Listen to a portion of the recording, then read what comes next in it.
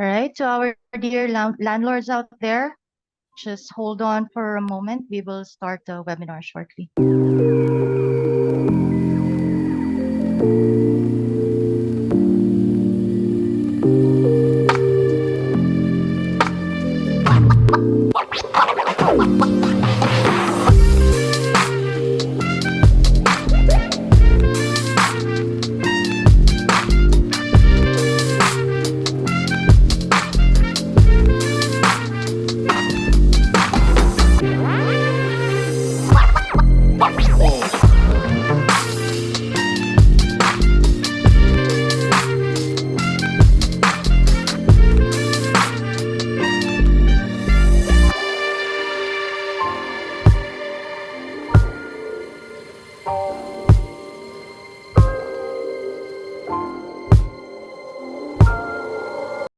All right.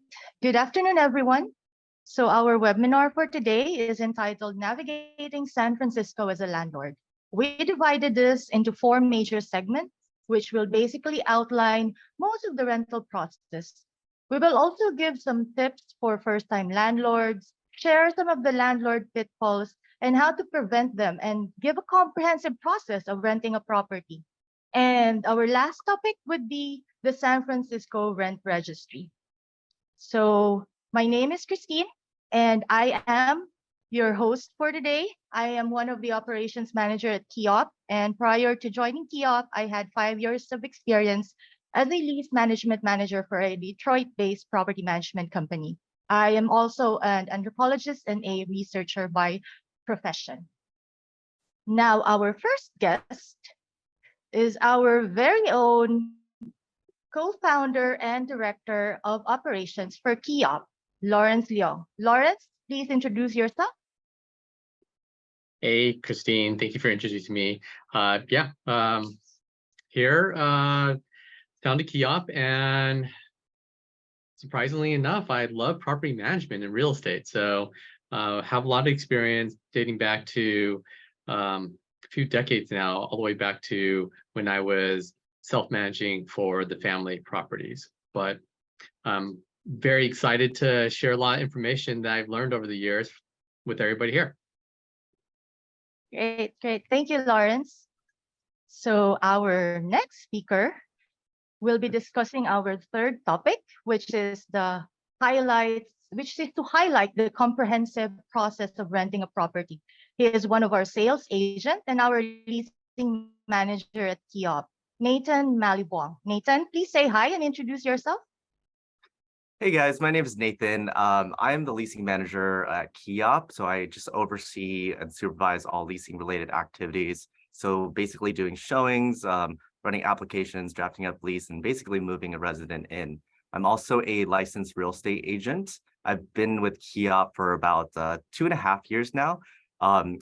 If you ask me how long do I feel like it's been, probably 10 years, and it's a running joke within our company because time doesn't exist at KEOP because we learn so much and there's so much going on. It's very exciting and very fun.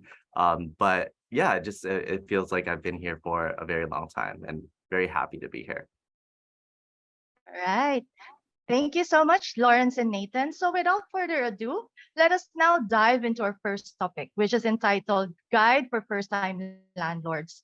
So here, we will look into the advantages and disadvantages of insurance, the importance of getting a landlord attorney, and how to find the right vendors. So to start, let's go with the importance of a property insurance.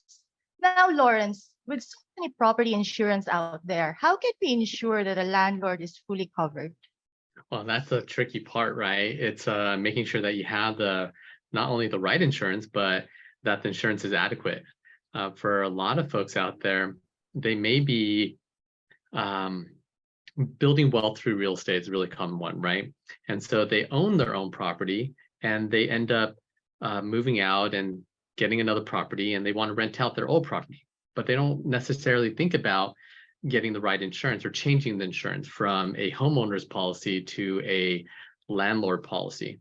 And when you are renting their property, you have to have a landlord policy. If you don't have a landlord policy, you run the risk of the insurer the underwriter and the insurance company denying your claim because you don't have the right policy. So you definitely want to make sure you have the right policy. You never want to be underinsured, right? Because if you're underinsured, if something were to happen, you might not be covered fully for your loss, whether it be an accidental fire or a storm damage. You definitely want to make sure that you have the adequate coverage for your property. I think the biggest thing it is when it comes to property management is making sure you have something that a lot of people don't really think about, but really important in San Francisco and the Bay Area is wrongful eviction. Not all policies have it, but it's definitely something that you should have. So if you don't have it in your landlord policy, you definitely want to make sure that you find a landlord policy that does have it. I see. But yeah, I agree. You never know when you need an insurance until something crazy happens, right? How Yeah. about a landlord attorney? How important it is to have it? Equally important, especially in a place like San Francisco in the Bay Area, where it tends to be so litigious, right? You're always going to have somebody that wants to try and sue you. And you might think it's a frivolous lawsuit, but you still need to be protected. So making sure you have the insurance is one piece, but making sure you have somebody that you can partner with that's going to be able to, step up to the plate and protect you during a lawsuit is really important. And even if you don't get into a lawsuit, it's being able to bounce questions off of somebody that really understands landlord and tenant law is crucial, because you don't want to make a mistake and do something that is incorrect and opens you up to more risk in litigation, right? So having that right landlord attorney is crucial, especially when operating as a landlord in San Francisco and in the Bay Area. Thank you for that. So insurance and landlord attorney is really all about protection. Yeah. So another important aspect is maintenance. How do we go about with finding the right contractors? No, that's a good question, right? When it comes to property management, the biggest thing that you deal with are the 3 T's, which a lot of people hear about. What are T's? Well, it's trash, it's termites, it's tenants and toilets, right? A lot of different T's out there. And a lot of those T's really roll up into maintenance and repairs. So maintenance of your property and the repairs of your property.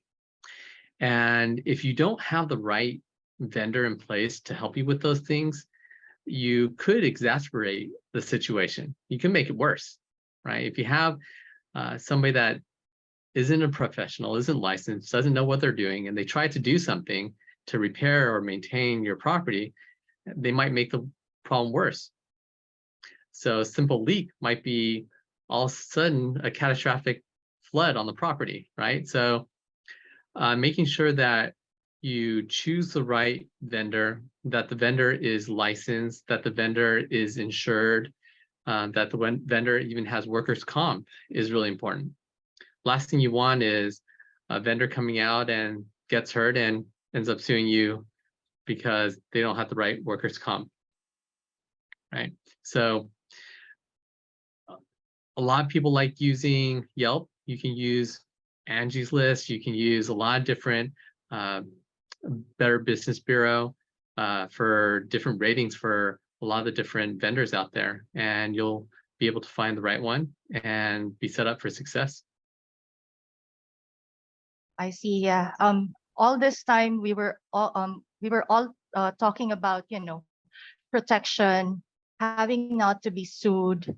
And so let us now go with the regulations and compliance that are present in San Francisco. So flashing here on our screens, we have that we specifically selected. So Lawrence, I think basically what our landlord attendees right now are most interested in are 3 things. So what are these regulations all about?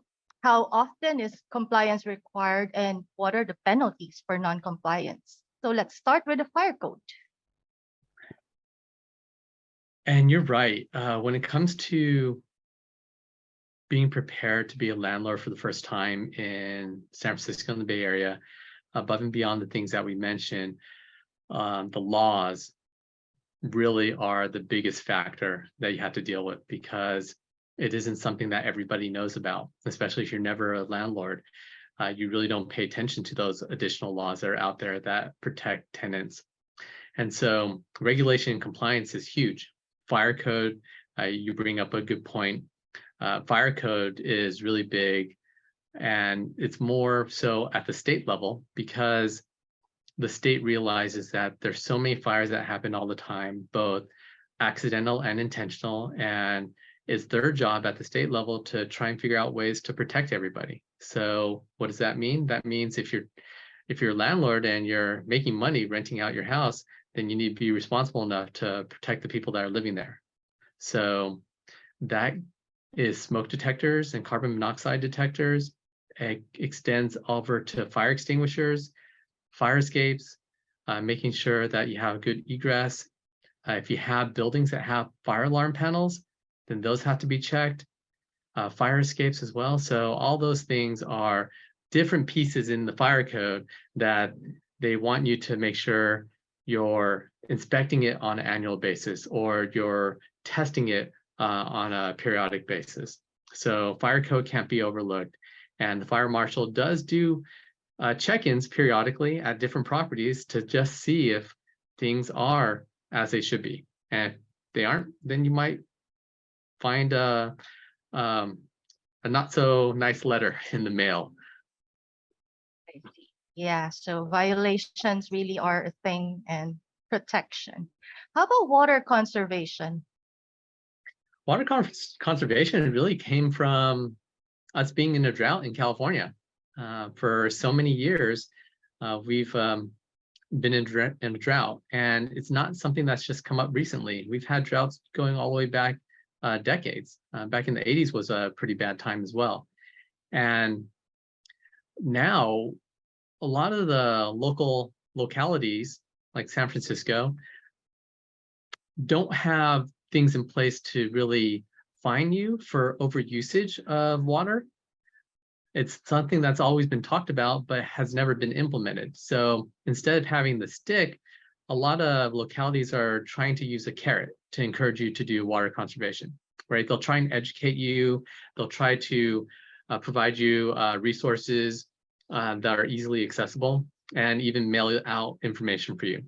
One thing that's really great in San Francisco is the Public Utilities Commission, which is our water company, offers a free WaterWise evaluation. And what that is one of their inspectors comes in and walks through the entire property, looks at all the water devices, toilets, faucets, shower heads, and what they do is they check to see if it's efficient, if it's leaking, and if it's conserving water. And if it's not, then they sometimes even have free parts for you. So in the past, when I've met up with inspectors, they'll have a lot of low flow aerators or shower heads, and they'll give it to you for free. And then you could just replace it right there and then and start saving water right away. And toilets are a big water user. And so older toilets can flush gallons and gallons of water. And the newer ones sometimes only flush a fraction of a gallon. And so the city realizes this, the localities realize this. And so in San Francisco, you can sometimes get a rebate to replace a really old toilet. And not only will you get a rebate that covers the cost of the toilet, it can even cover the cost of the labor too, to install the toilet. So it's a win-win for a lot of landlords. See, I think that is really important, because if we look at it, water as a non-renewable resource is another issue, not just the drought. And it's good that San Francisco is looking at it and at this kind of, regulations level. Now let's go to the discussion about money. How about the security deposit interest? Yeah, What are security the deposit interest. regulations under this one? So security deposit interest. So interest that's earned on security deposits. And it's not just limited to security deposits, but security deposits are the most common term that we are familiar with when it comes to being a landlord. And the reality is not all localities require you to pay interest, but in San Francisco, you do. You have to pay it. So if you hold any security deposit, doesn't matter what amount, even $1, you have to pay interest on it. Now, it isn't just security deposits either. It's any money that you hold that is not yours, that's not considered something other than a liability, right? So security deposit is a liability at the end of the day. And so other examples of liabilities include prepaid rent. It includes parking deposits, pet deposits, storage deposits. Any one of those is included as a security deposit in the view of San Francisco, and therefore it has to be paid interest on it. So that extends all the way up to the state level in how they view deposits. Just because you call it a pet deposit, it's still a security deposit. So definitely want to make sure that you're paying out your interest on security deposits. That way you don't get served a small claims suit just for security deposit interest that hasn't been paid. I see. I see. Now we go to our last regulation, which is building regulations, and I'm really curious about this one. Section 604, because when I was in Detroit, there is nothing like that. And so maybe some of our landlords here want to know, or maybe they have investments outside of San Francisco, and maybe they also want to know what Section 604 is all about.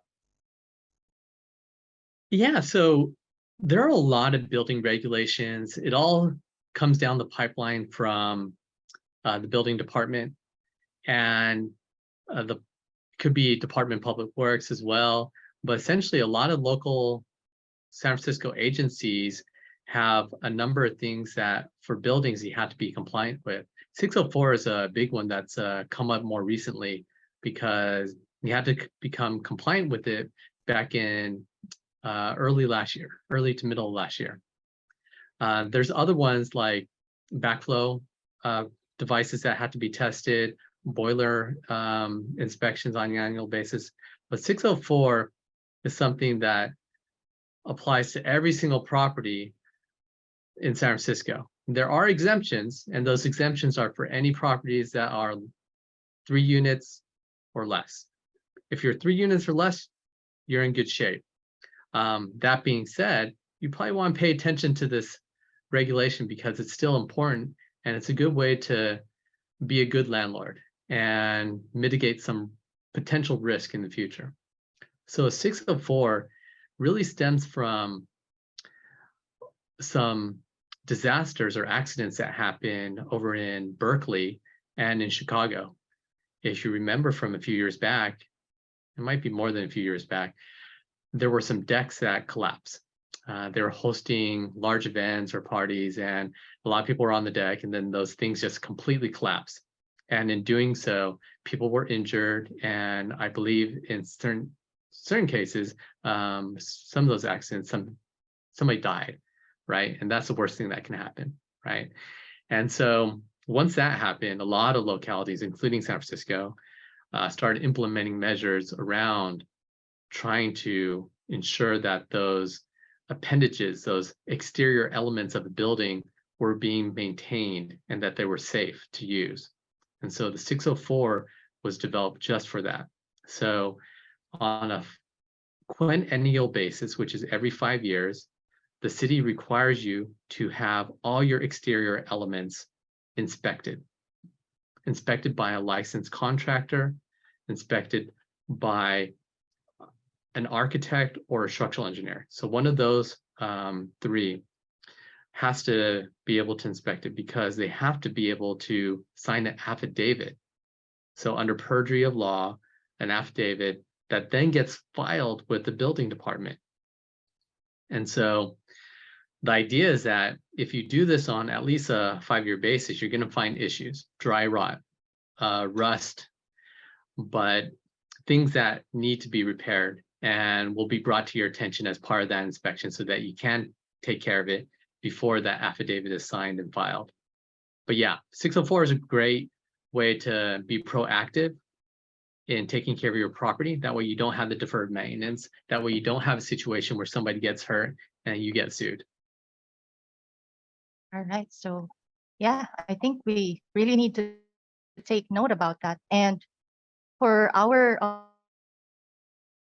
attendees out there, if you have any questions or clarifications, please feel free to send us in the Q&A portion in Zoom so that we can either answer it at the end of this integrate it while we are doing the discussion. So at this juncture, we moved into topic 2, which will showcase some of the most common landlord pitfalls. Now, let's start with short-term rentals. So with San Francisco being a tourist destination, the proliferation of Airbnbs are, prevalent. And some landlords might be interested in knowing what are the advantages and disadvantages of these short-term rentals, and are there any regulations? Because we've already discussed a lot of regulations with long-term rentals, but we don't know there might be regulations for short-term rentals as well. And how long is the length of occupancy to be considered short-term? So Lawrence, any information about that? Absolutely. Airbnbs have been really popular as a way to make more money as a landlord. And because of that, the city realized it, recognized it, and quickly put into place regulations to control it. So it's no longer the wild, wild west where you can have anything be on Airbnb. Now, if you want to be on Airbnb, or you want to rent something for a short-term basis, which is less than 30 days, you actually have to register with the Office of Short-Term Rentals in San Francisco. And not just San Francisco. There are short-term rental departments throughout the Bay Area for every single city out there. And it's a way for them to control who is actually renting Airbnb, making sure that they are getting their fair share, i.e. This hotel tax, right? And so, or transient tax. And so you have to register in order to be able to do short-term rentals. And there are specific things that you can or can't do depending on your ownership. So if it's a owner-occupied property, then you can rent it out. If it's the entire space that you're renting out, then you can only do it for at most 90 days out of the year, with the expectation that you're supposed to be living there 270, right? And for people that are renting a portion of where they live, so not renting the entire place out, then it's unlimited, right? So San Francisco is trying to encourage you to, if you need to make money as another source of income, to be able to do that for your own place. But if you're doing it purely as a landlord, then they don't want you to do it, right? So if you're owner occupying, you have a way to do it, but just be paying close attention to what's required and what you can or can't do. So security deposits, we actually already discussed it in the previous topic. And then the fair housing and other discriminations, we will look into this Fair Housing Act in our third topic, but we also highly recommend that landlords take fair housing courses. And then Lawrence, could you elaborate on the benefits of having this fair housing certification? Yeah, so fair housing is incredibly important, right? It exists not only at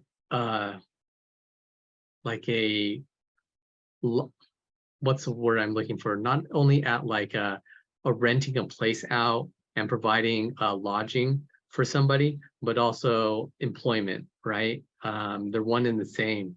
those laws, those discrimination laws.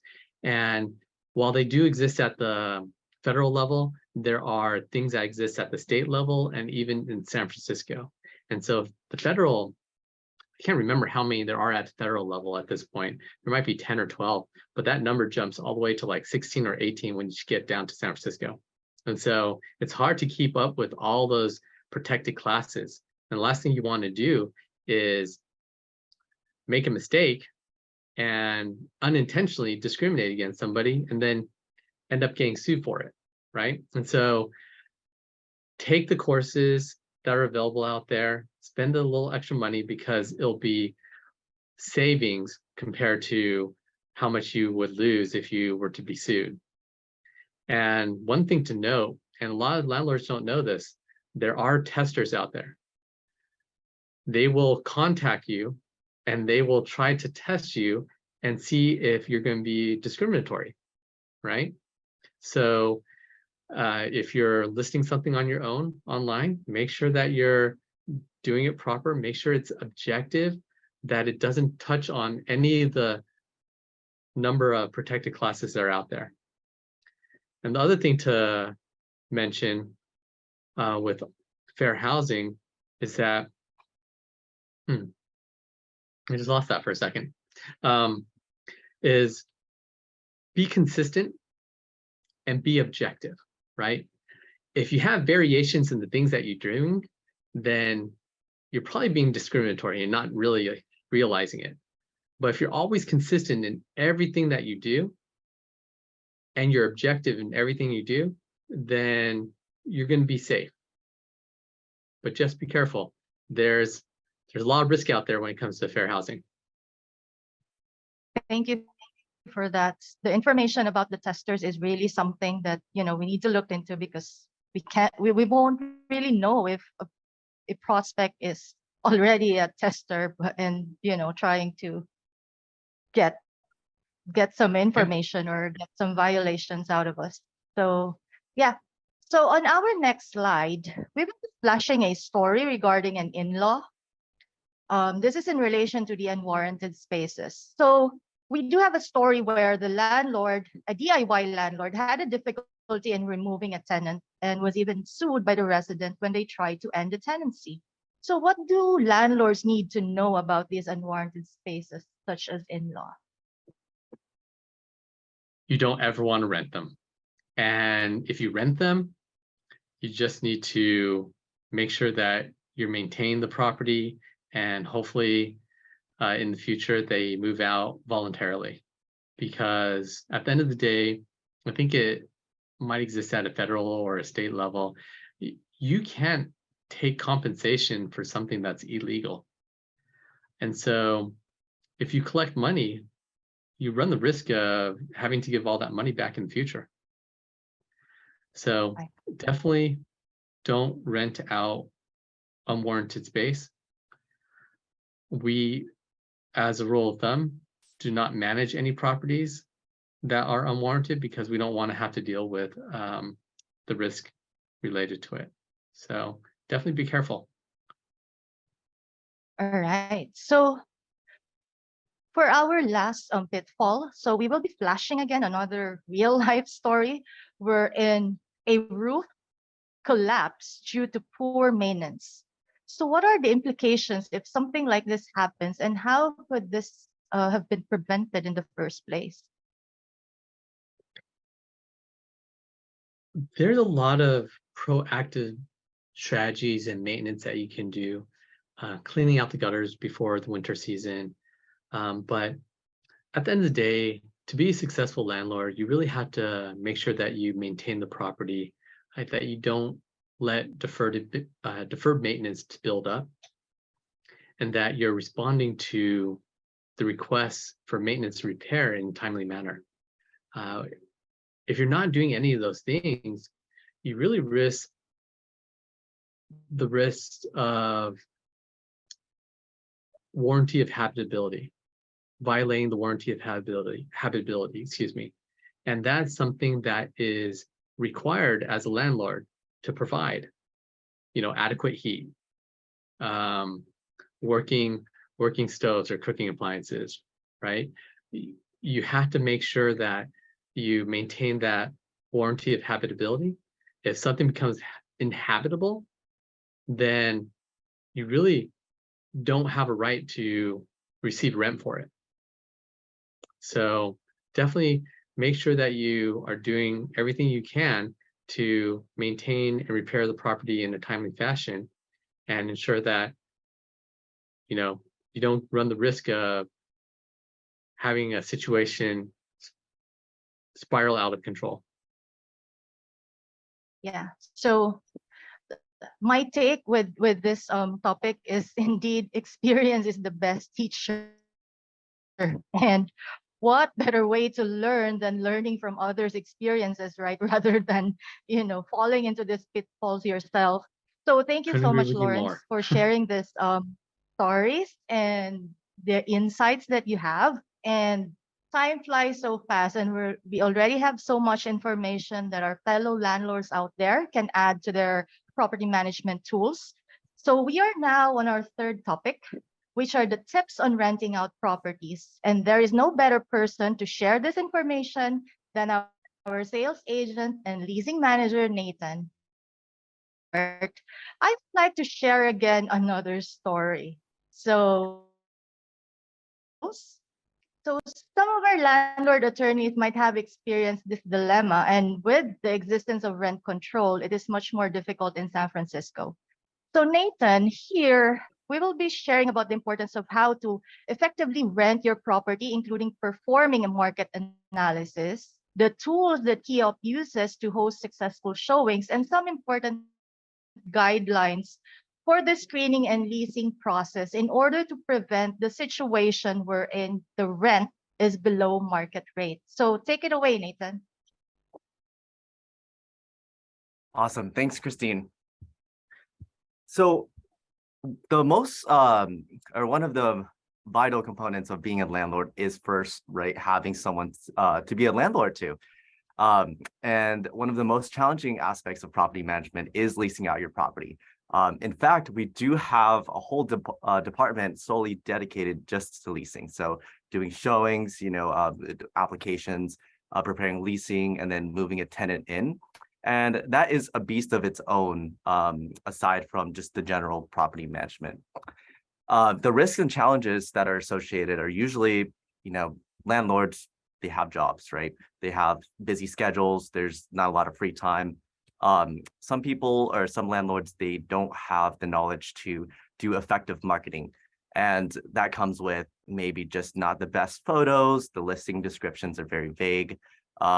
And then just probably listing out their property at a way, higher price than what the market is asking for, or super low price. And you're able to actually see that on the market when searching on the listings.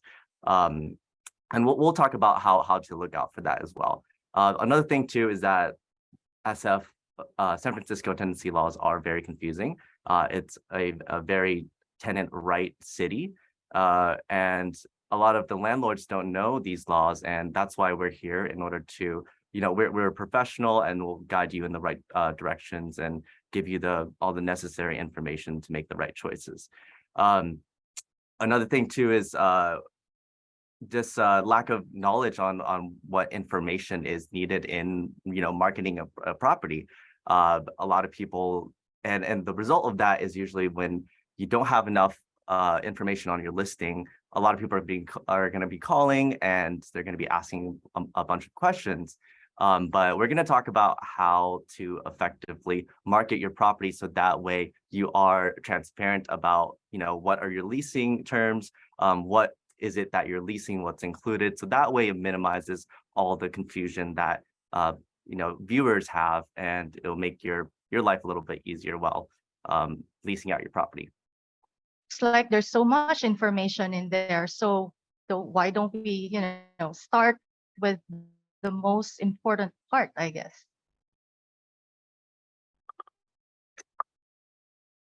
Great. Yeah. So first thing first, there's some questions that can help answer, right? Like, what are some things that affect the price point?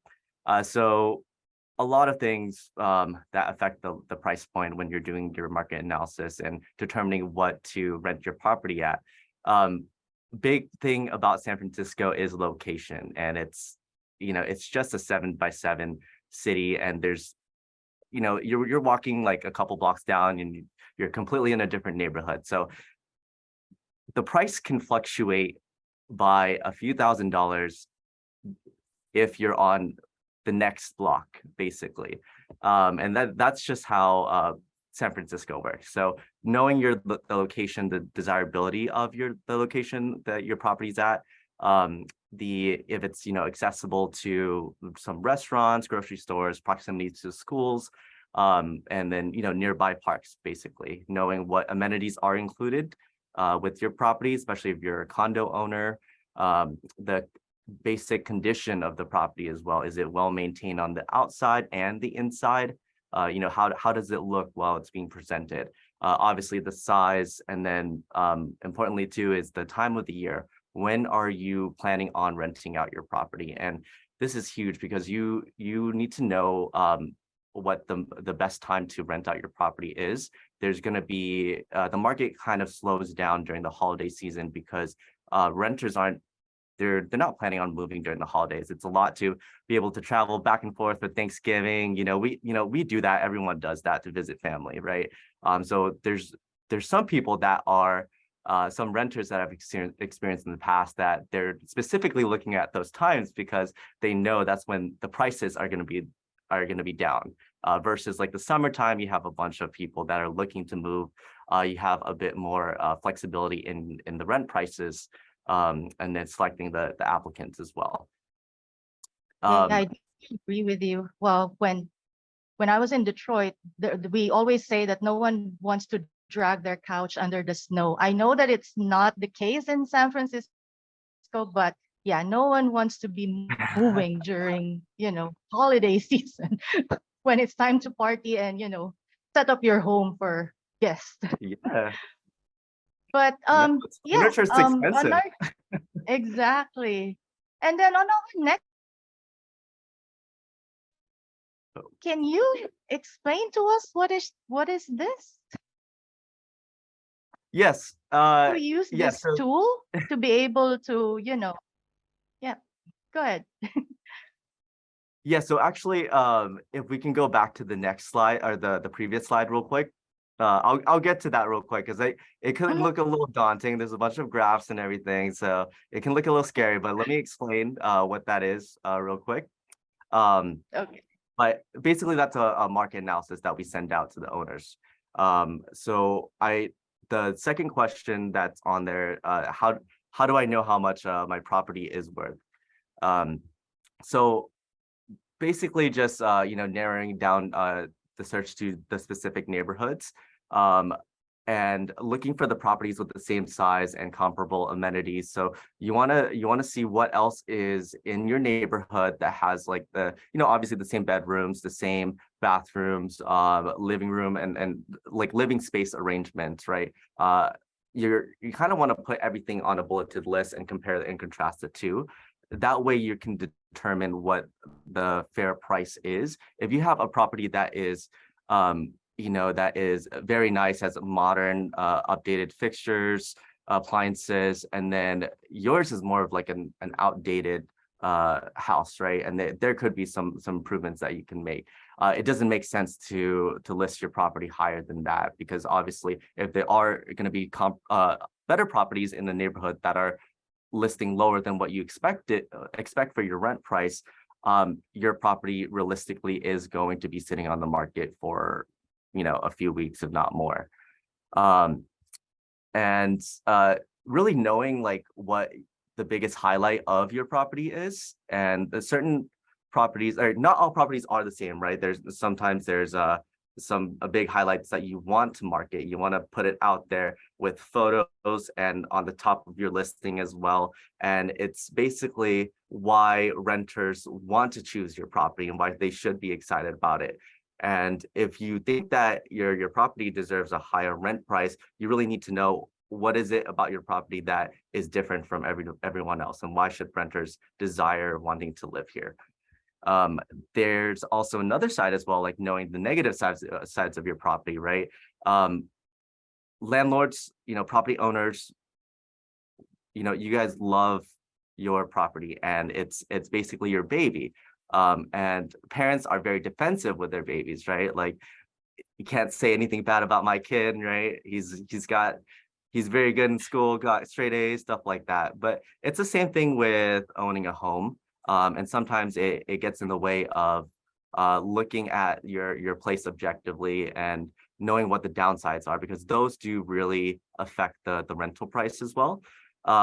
There's certain things like absolute like layouts of the inside interior of the space, or maybe even the outside as well. Sometimes you have one bedroom that's smaller than the other, and it's not the best for like a roommate situation, right?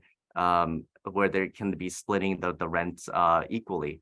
And that's what a lot of roommates are looking for. Sometimes I went to tour a property with a client and there was a beautiful condo, super updated, modern, but it's a 2-bedroom and 1.5 bathroom, and the full bathroom was located in the master bedroom. So you have to go in, the other roommate has to go into the master bedroom in order to access the shower, basically.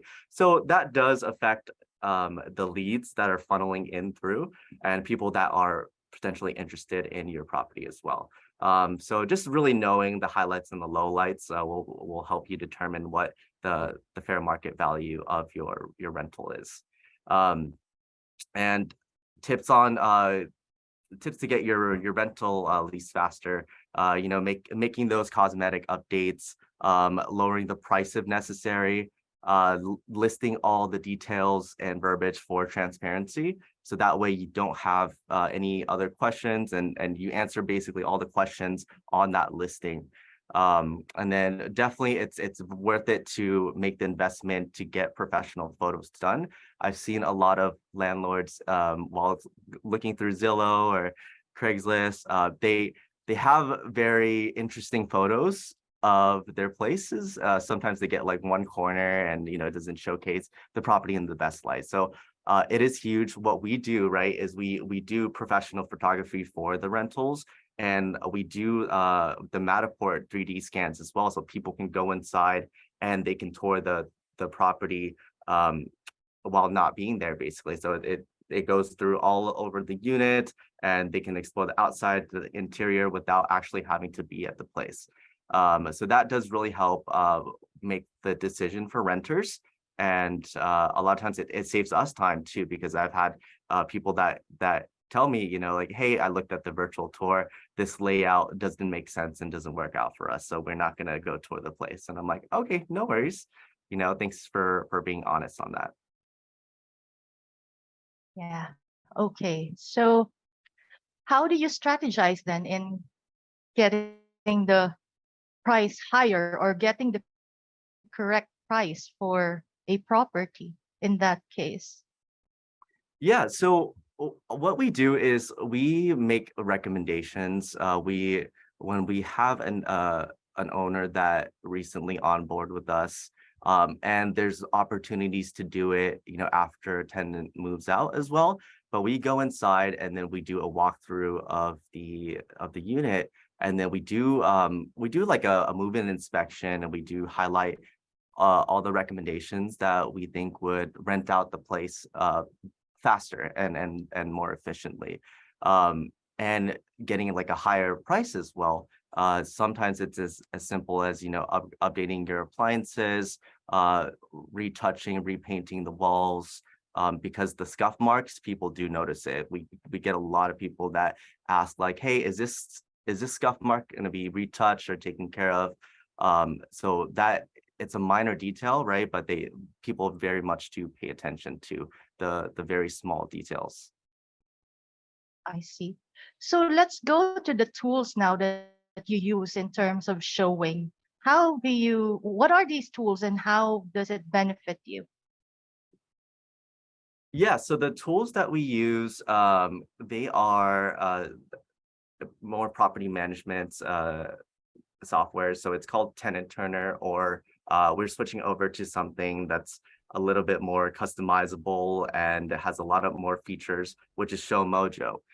So these help us coordinate showings. They basically syndicate out to a bunch of different apartment listing sites. So like Zillow, Zumper, Trulia, Apartments.com, Craigslist.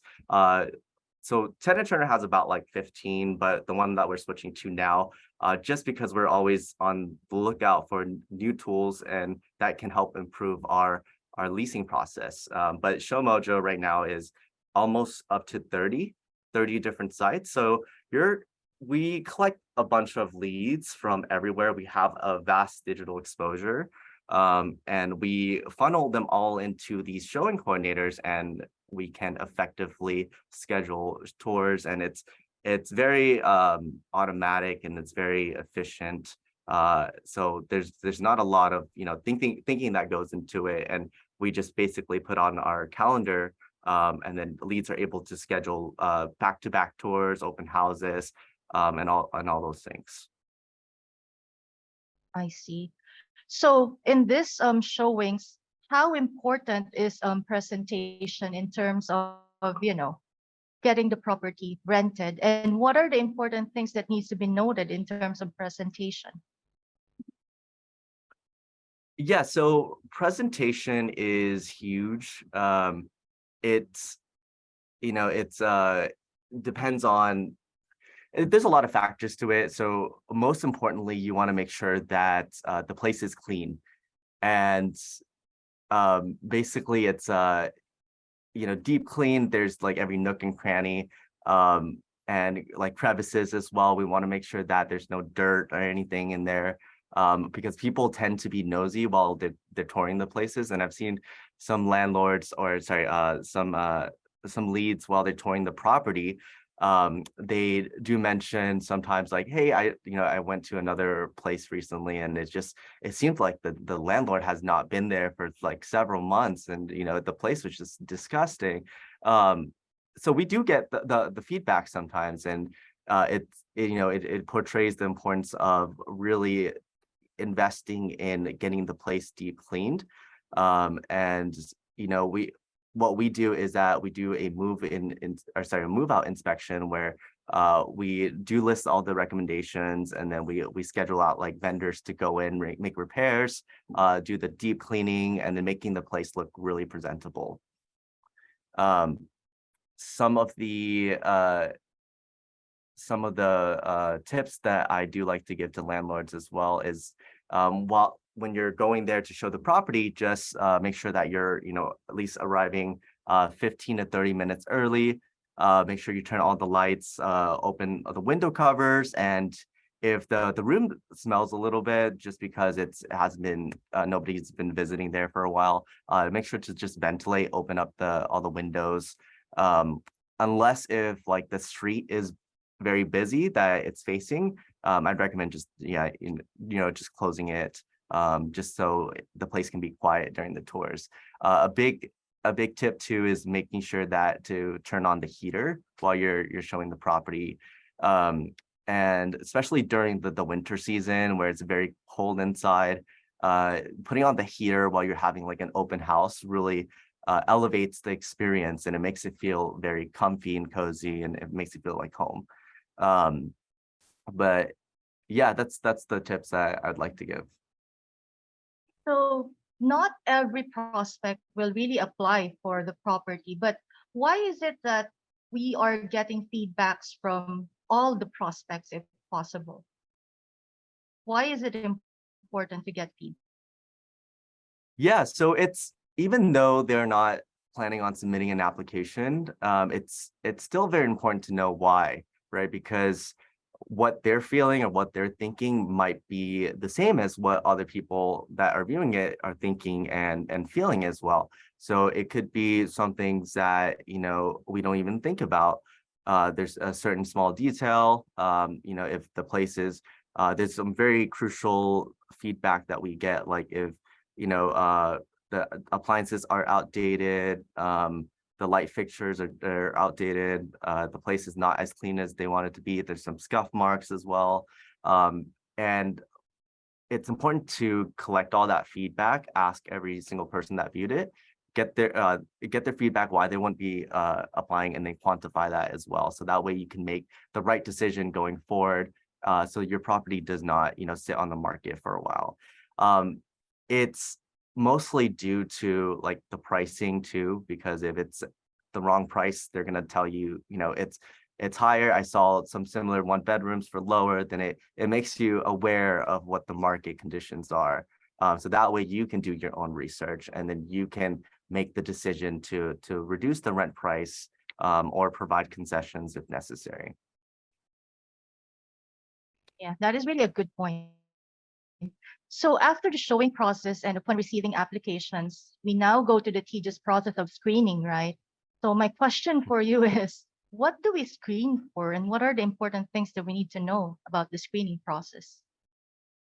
Yeah, so screening process, it's, a lot of landlords, they're not fully aware of like what to screen for. And there's a lot of questions about that. And it's mostly just like, credit score, the background check, and the income.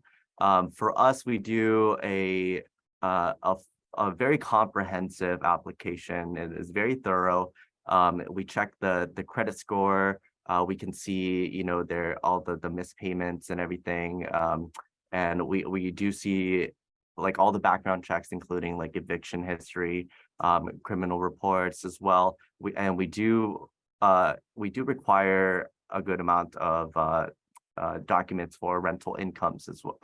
For a monthly income as well. So we do pay stubs, bank statements, tax returns, all of those income documents. On top of that, we do require for some references too. So an employer reference or supervisor reference that we call, and then we verify that the person is still working there, and that the amount that they stated on their application is the correct amount.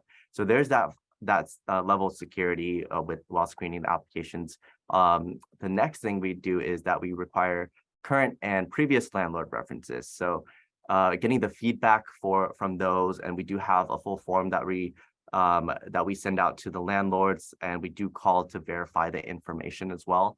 But getting a sense of how were they while they were living in your property, and sometimes they'll give an honest feedback like, hey, they were very rowdy and stuff like that, and it gives us more information in order to assess what types of applicants these are.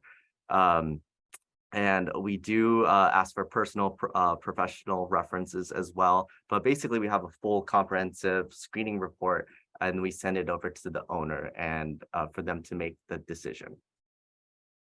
It sounds like a lot of work.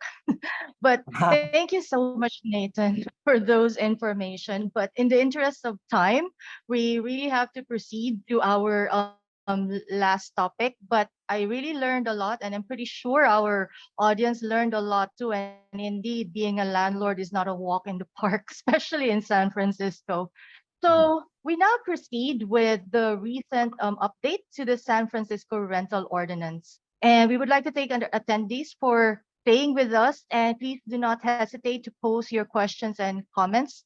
We will be reviewing them in a little while. And also, this video will be posted on our website and on our YouTube channel. So you can you can review it, and also you can post your questions or inquiries if you have any. So now we go back to so the San Francisco Rent Board and Rental Ordinance. Basically, Lawrence, what is the gist of the rent board? What is its purpose? Should we be afraid of the rent board? No, with all the regulations that we've heard since we started this webinar, I mean, I think we should be afraid of the rent board. But yeah, what is your take on that? You're on mute, sorry. Yeah, it feels like we're coming full circle. We're talking about regulations again. The reality is the rent board is not your enemy. They are the department that San Francisco created to help enforce the rental ordinance, or to provide a direction for it and also to enforce. So it's not only something that benefits the landlord, but also benefits the tenant. As long as you're doing everything you should be doing per the rental ordinance, then the rent board is your partner in owning and renting out properties in San Francisco. But if you start to do things that, like we talked about, pitfalls, where you start to not do the things that you should be doing, then you might end up getting involved in a tenant petition for a decrease in housing services. There are mechanisms that the rent board has in place for tenants to go back to the owner when things aren't being done properly, right? So the rental ordinance at a high level captures the three things that you see here. More so eviction protections, rent control protections. Essentially in San Francisco, there's eviction control for every single property in San Francisco. Doesn't matter when it was built, doesn't matter how old it is. If it was built with a certificate of occupancy of yesterday and you have somebody move in, they are protected from eviction control. So doesn't matter when it was constructed. It could be single family home or a condo, it could be a multifamily building. Rent control is different. Rent control really applies to properties that were built before 1979 and also for multifamily. Condos and single family homes are exempt from it, but there are nuances into that, and you'll have to look into that a little bit more. You can reach out to us and we can share a little bit more about that. How the rent board is able to do everything that they can for such a large city is because they're funded through a rent board fee. That's something that you pay. It's something that you've been paying on your property tax bill for many, many years up until last year. Last year is when it changed because there was a recent legislation that was passed. It was put out to the voters and they passed it. I think it was like 2 years ago, and it was implemented starting last year. So beginning of last year in March was the first time that the rent board started invoicing for the rent board fee instead of including it on your property tax bill as a line item. And so you might be familiar with that if you've been a landlord for a couple of years. If you're new to being a landlord in San Francisco, then it's something that you have to be aware of because you have to pay the fee by March 1st of every year. Now, in that legislation, you're probably getting to this. In that legislation that passed a couple of years ago is another piece, which is the rental housing inventory. And that's why we want to talk about this. It's because it's new and it's different and it requires you to record information about your property with the rent board. And it's information like the number of bedrooms, number of bathrooms, according to the address. Could be a square footage. It could be a lot of different things, but you have to record it with the rent board. And if you don't, and this is where that carrot and stick are coming into play, more a stick now, is that if you don't register your unit with the rent board, you can't raise the rent. By registering your unit with the rent board, you effectively get a license. And that license now allows you to raise the rent on an annual basis. If you don't register with the rent board and you try to submit a rental increase to your tenants, that rental increase will be illegal. So you have to be careful. So make sure that you are registering your rental properties with the rent board as part of their housing inventory efforts. I see. Thank you so much for that information. So we are about to go to our Q&A segment. I do not see any question except for one, which is, aside from not being able to increase the rent what are the other penalties if we don't register for the rent registry? I think that's the biggest one, right? Um, at the end of the day, the reason why a lot of people are investors and landlords is to be able to get some type of return on their investment, right? It's about being able to get more income than your expenses. And if by not registering your unit, you're not allowed to raise the rent every year, then you're really cutting your legs from underneath you by subjecting yourself to a fixed rent for as long as you refuse to provide that information to the rent board.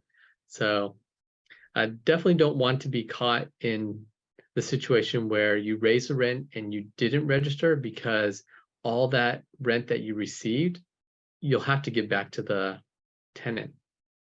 And the rent board will issue a decision that's almost, I think it's legally binding, where you will have to pay back the renter or the tenant for any illegal rental increases.